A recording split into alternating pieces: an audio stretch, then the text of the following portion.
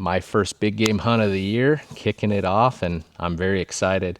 It's like 16, 15 pounds is the Canvas Cutter Summit 3.0. This was just a little bit of a gear dump. Welcome back to the Outpost. I'm Cole, and you're watching Test Your Mettle. We're getting ready to head south for a pronghorn hunt. And I wanted to do a little bit of a gear dump. Not everything I take, but some specifics that can help you have a successful pronghorn hunt. When you think of hunting pronghorn, you're in wide, open, flat areas, sometimes high desert where you've got some topography, but typically large expanses where you could see very far. There's not a lot of cover, not a lot of shade, not a lot to hide behind. So the best way, in my opinion, to cover territory is with your eyes. You can't do that unless you have a good set of binoculars. Now, I know everyone's budget is different, but I would recommend spend as much as you can on binoculars. Save for a year or two. Don't just get some cheap Walmart binoculars, because you really will miss out on a lot of opportunities. It could be the difference between a stalk on a doe that you thought was a buck, bedded 600 yards away, and being able to spot game if it's a little hazy, whatever the case may be. So a good set of binoculars is important. Now, a set of binoculars are only as good as how steady you can be. If you're hunting in thick woods, elk hunting, deer hunting, where you don't need to see very far, you may not need a tripod or want to bring a tripod with you.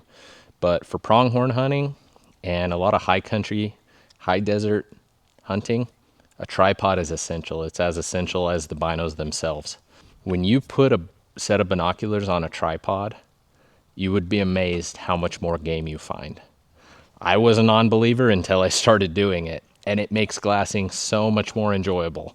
You don't get tired. You don't make big movements across a landscape. You can make small, little tiny movements. We've got our binos. We've got our tripod. We need to be able to hook them together. Hundreds of solutions out there. The only one I've ever used is the Outdoorsman's Bino Post.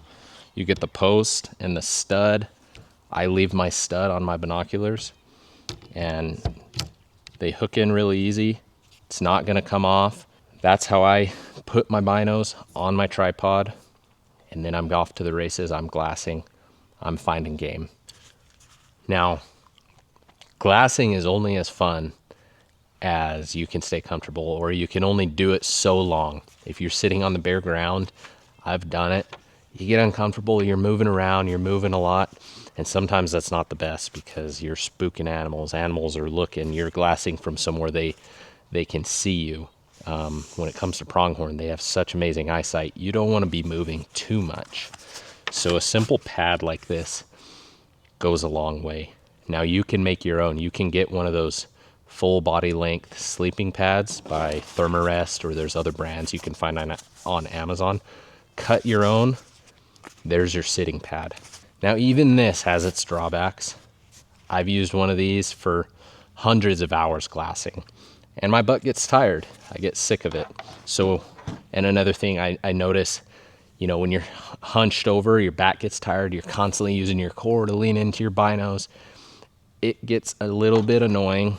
So one of the upgrades I did is I bought this stool. This is a BTR, but I found other cheaper ones. Super lightweight, very packable. Sitting on the stool is nice. Sitting on the stool plus the pad is really nice. So that's a great upgrade. This doesn't weigh too much. If I'm only hiking a couple miles, this isn't a big deal at all. So now let's get into some of the bonus things that I'll be bringing hunting with me this year. Keeping with the glassing and seating arrangement, I went ahead. I actually bought this last fall. This is the Crazy Creek Hex 2.0 Power Lounger. So this is not necessarily going to be something you pack for backcountry hunts. You could, but it's heavier. It's probably, 8 ounces or so. But what's cool about this, it's got these straps and buckles, and it creates a little seat that you can sit in. Now, the Power Lounger has this extra bit because you can unclip these and essentially have a little sleeping pad So say you forgot your sleeping pad or you want to take a nap midday while you're glassing. That's pretty cool. Benefit of this over just a pad, because you got the backrest, you can then kind of lean back and bring your binos to you rather than having to sit forward and have your binos up front. So again, bonus item. This isn't something you're going to pack long distances, but I'll give you guys an honest review of what I think about it. I think it's going to be pretty comfortable. So without this being super long, we're not doing a deep dive into every bit of gear that I bring, but these are just some essentials and then some bonus items.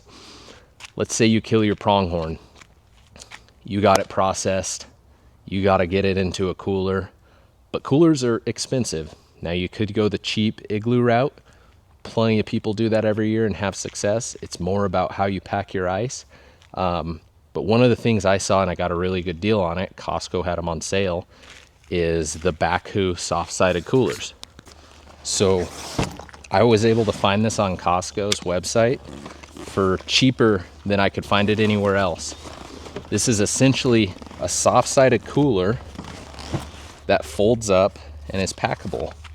And what that allows you to do is you have all your ice in a main cooler, all your block ice, your dry ice, staying frozen. You don't open that until you kill something.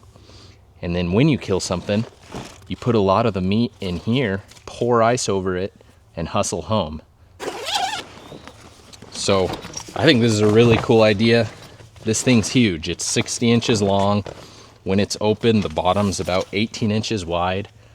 You're not buying 3 coolers, 2 coolers worth of ice. You're not buying 2 to 3 coolers.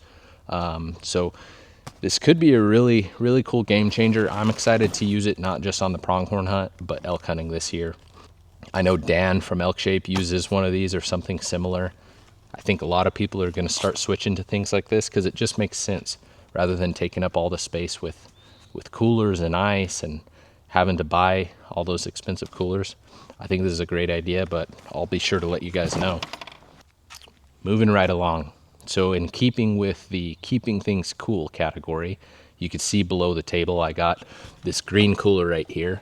This is by a brand called Rugged Road. I don't know much about them, never used them before. I purchased this with my own money. I got a good deal on it. And the reason I got this is I needed a cooler for my food. So I have a big cooler that I normally use just for ice. That way if I kill something, I have ice. I could put the meat in there as well as a soft-sided cooler. But then I'm usually using like lunch boxes and small coolers that I have for my food. And it just doesn't work for anything longer than 2 to 3 days. And if I'm constantly opening the big cooler, all my ice is going to melt very fast. So went ahead and purchased a cooler. This is going to be kind of for food. And, you know, if need be, it's big enough that I can pack stuff away. Now, one of their claims to fame with Rugged Road is they use a different material for these, and it's extremely lightweight. You can see this is not a small cooler. It's like 16, 15 pounds. So we'll see how it goes, but I think it's going to work pretty well. The other cool thing, the lid itself is removable, and you could flip it over and have this cutting board and cup holder side. I think it's going to serve its purpose, but I'll make sure to let you guys know.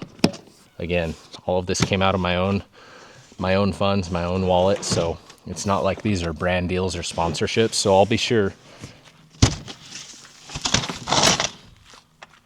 sure to give you guys an honest feedback, honest opinion. Last bit of gear I'll be testing out and using, and this, again, something I purchased with my own money, is the Canvas Cutter Summit 3.0. If any of you guys know about Canvas Cutter, you know that they make an awesome bedroll and sleep system. But this is their new backcountry sleep system, something that you can actually pack and bring into the backcountry and hunt with. I got this for 2 reasons. Elk hunting, I don't like sleeping in a hammock, and sometimes you don't want to hike 3 miles back. Sometimes it's nice to just stay where you are when you're in the elk. So that's one of the things I'm going to be using this year. I'm bringing it on the pronghorn hunt. It showed up yesterday, so I'm absolutely going to bring it, sleep in it, get to know it so that I'm ready to use it during the elk season.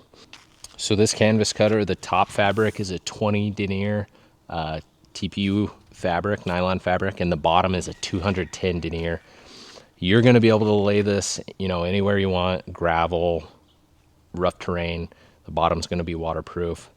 I think this is going to be a nice addition. It is a little bit bigger when it packs up. It's about the same size as this rolled up when it's all together, so it's not super, small and condensed. I'm not even going to say it's the lightest weight thing, but I think it's going to be comfortable. I'll be bringing my own sleeping pad, sleeping bag, and even a little quilt. I don't think it'll be too cold. But that's all I have for you guys today. I'm going to go ahead and get everything packed up. This was just a little bit of a gear dump, kind of show you some of the things that can help you be more successful, and then some bonus items at the end that I'm excited to try and might actually benefit you in the future, but I'll make sure to let you know what I think of them, and I'll be sure to be honest if there's something I don't like. That's all I have for you today. I hope you guys have a great week, and if any of you are out hunting, comment below. Let me know what you're hunting and what you're looking forward to hunt this fall. This is my first big game hunt of the year, kicking it off, and I'm very excited. Please make sure to like the video, subscribe for more, leave a comment, and here's a cool one. If you could hit that little bell, set up notifications, that way you're notified every time we drop a video. We've got really cool things coming, and I think you're going to enjoy it. But that's all we have. Thank you, God bless, and don't forget to test your mettle. I'll be bringing my own sleeping pad. This is only a few ounces. This is